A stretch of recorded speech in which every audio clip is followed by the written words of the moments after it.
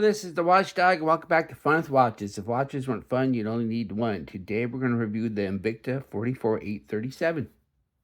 Let's start off the wrist check. I'm still wearing this Casio Edifice EFK 100, the very first automatic Casio was ever made. And Greg was wearing my Citizen Donald Duck watch. Grogu said Princess Leia is upset. She woke up and saw two big bumps on her nose. 3PO told her that R2-D2 analyzed them and discovered they contain the same DNA as Jango Fett, so he's afraid that she has clone warts. Alright, let's get this watch open. This watch comes in a box. Invictas used to come in these very nice clamshell boxes, but they don't seem to do that anymore. All the Invictas at my local Sam's Club have the clamshell box, so maybe they only put them in the cardboard box when they mail them to you from the Invicta website, because I bought this from the Invicta website. But here it is, and this watch looks very familiar. Another Invicta on my channel. I haven't done a ton of Invicta despite their Fun with Watches appropriate pricing. I am by no means an Invicta hater, but Invicta is like the little girl with the little curl. When they are bad, they are horrid. Whereas Invicta does homages to Rolex and other high-end Swiss luxury watches, this 44837 homages a Fossil CH2565, which was worn by Tom Holland playing Nathan Drake on the Uncharted movie, which I have reviewed on my channel, and you can currently pick them up from Amazon for $86 at the time of this review. This watch and the Fossil have a bun strap, whereas the Nathan Drake of the video games uses a cuff strap. One may wonder why we need an homage to a sub $100 watch, but I paid $30 for this Invicta, so there still is a significant savings. It is currently going for $25. Plus, even though the watches look very similar, there are some advantages to the Invicta that you may find appealing. I always say if you can homage a Rolex, then you can homage a Casio. If you don't like this colorway, there's also the 44836, which looks a lot like the other colorway of the Fossil. The watch has a similar size to the Fossil. It's 44.1 millimeters wide, 50.5 millimeters lug to lug. It's 14 millimeters thick if you include the bun strap, and 12 millimeters without it. And it weighs 75 grams on the supplied leather bun strap. The bezel is kind of like a plastic, and it's inside the case.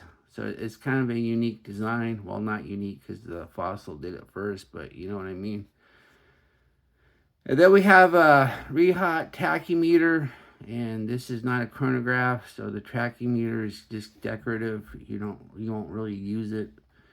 I guess you could hack the second hand at the 12 and then start it, but who's going to do that? Then we have the Invicta name and logo up top, and then we have the dial. It's kind of hard to see with my camera. Here, let me zoom it up. But there's a texture to the dial. And then we have baton indices, and believe it or not, they are loomed, even though they're black. But they're not loomed very well. And this is not a chronograph. This is a multifunction. So the right subdial is the day of the month. The left subdial is the day of the week. And the bottom subdial is a 24-hour indicator. Then we have the hands, and they're skeleton hands, but they're fully loomed. And then we have the second hand, which is ticking 4 times a second, because this is a VH61 Mecha Quartz movement. And as you can see, since we have subdials with dates, we don't need a date there at 4:30.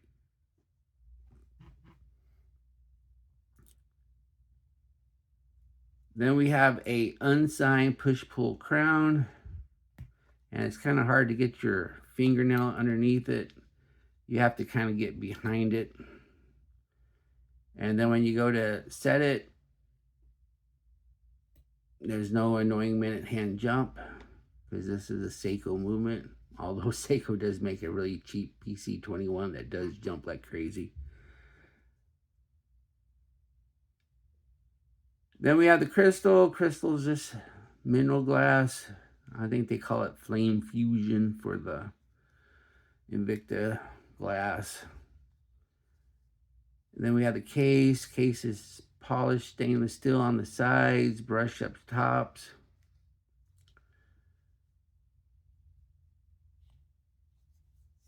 And then we have the case back. I will have to take it off this bun strap to show you.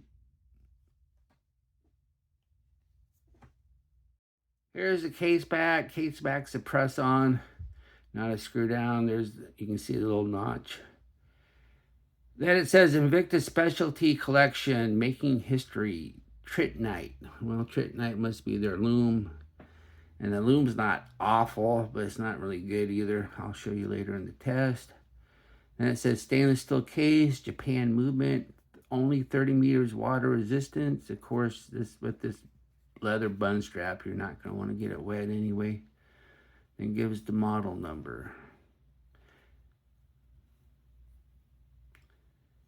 Then underneath the case back is the VH61 movement. This is made by Seiko. It's a fast ticking second hand that ticks 4 times a second, so you don't have to worry about any annoying second hand missing the marks. And this, of course, is the multifunction version. They do make it like a VH60, which only has a 24-hour hand. And unfortunately, since it ticks 4 times a second, you're going to have to change the battery about every 2 years. So, not 3 or 4. But batteries don't cost a lot of money. Just would have been nice if they would have gave us a screw-down case back for that. Let me go ahead and put it back on the strap now, and then I'll show you the strap. The strap is a bun strap, and the bun, though, is attached to the strap. You cannot remove it. Some bun straps, you can actually remove this piece, but you cannot on this one. And the fossil that it's homaging, you can't remove it either.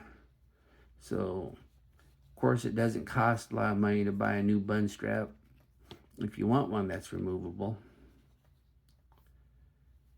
And this one, though, does not have quick release. The fossil has quick release. It would have been nice to have quick release because, unfortunately, to change the battery, you have to take the strap off because of the bun.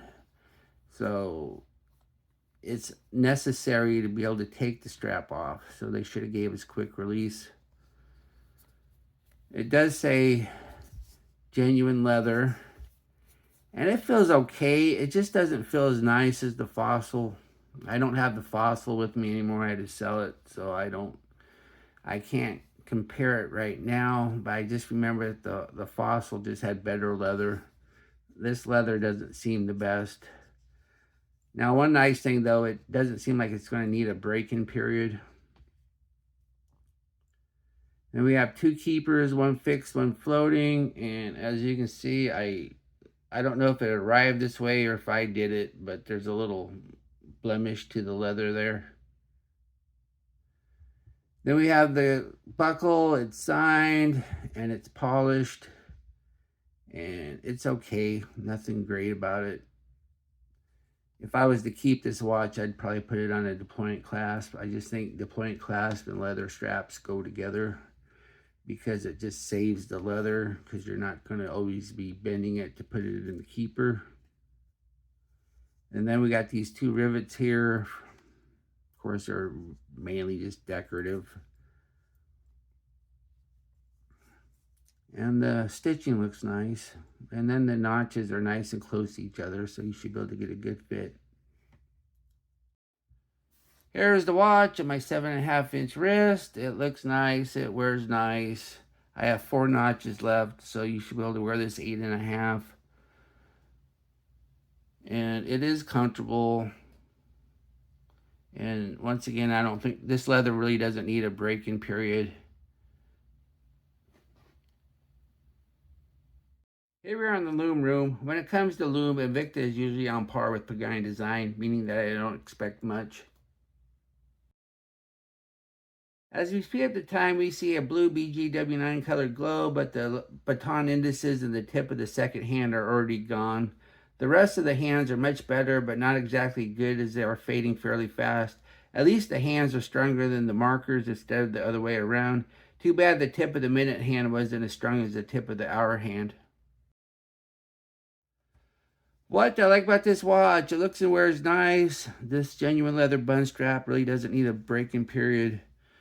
The VH61 movement means the dates are on the subdial, so you don't have a date at the 430. A lot of people don't like that date at the 430. What are my gripes and groans? Has a tachymeter, but not a large second chronograph. It's not even a chronograph at all.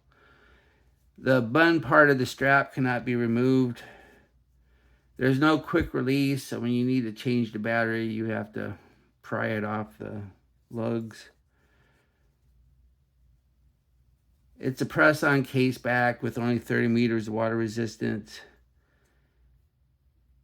And I didn't mention this before, but the VH61, you can't quick set the day of the week. You can only quick set the day of the month.